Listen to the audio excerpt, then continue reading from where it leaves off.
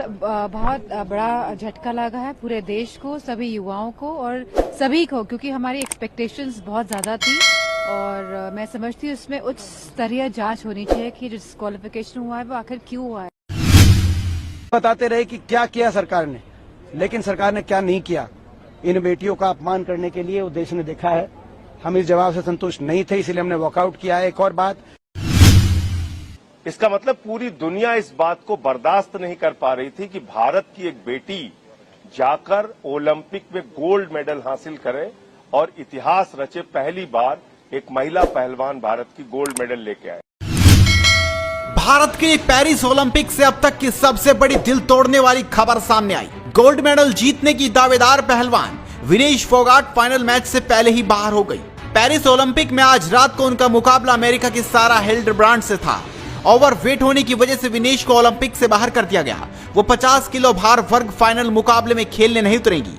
Vinesh Phogat match से पहले लिए गए वजन में 50 किलोग्राम से ज्यादा पाई गई। भारतीय पहलवान विनेश फोगाट ने पेरिस ओलंपिक के फाइनल में पहुंचकर इतिहास के पन्नों में नाम दर्ज कराया था। किसी भी ओलंपिक के फाइनल में जगह बनाने वाली वो पहली महिला पहलवान बनी थी। एक दिन में सब कुछ बदल गया और गोल्ड मेडल की दावेदार इस धुरंधर को ओलंपिक से ही बाहर होना पड़ गया।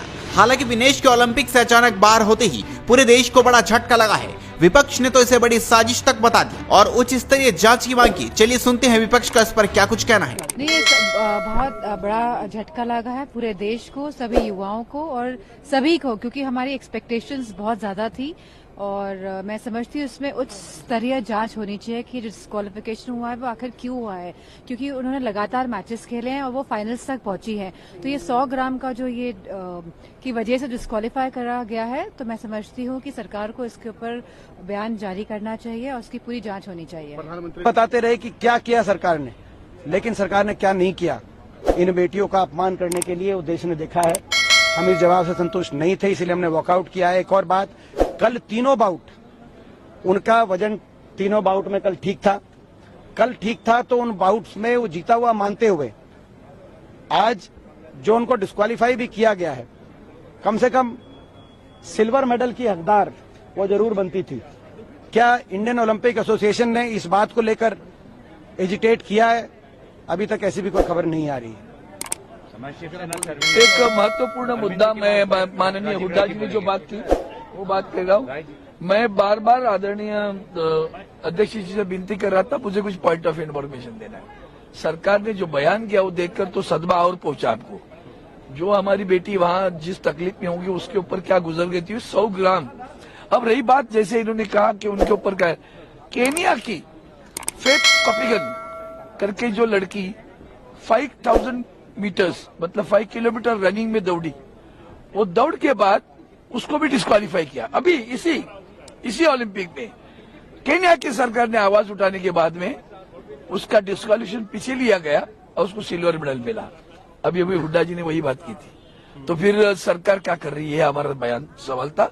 विनेश फोगाट के साथ बहुत बड़ी साजिश हुई है और मैं ऐसा मानता हूं कि जब कोई खिलाड़ी किसी इतने बड़े खेल प्रतियोगिता में ओलंपिक में जा रहा है, उस समय उसका वजन होता है।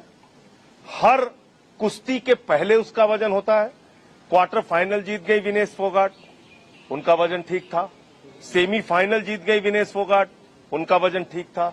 जब वो पूरी दुनिया में इतिहास रचने जा रही थी, उस वक्त उनका वजन 100 ग्राम ज्यादा हो गया।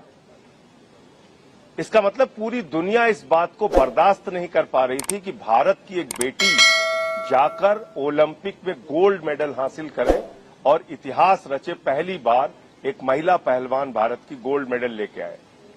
और आप जानते हैं, मैं उसकी ओर इशारा नहीं करना चाहूंगा, जो भूमिका उस समय भारत की सरकार को तुरंत उठाने की आवश्यकता थी या हमारे खेल एसोसिएशन को उठाने की आवश्यकता थी, वो भी नहीं उठाई गई।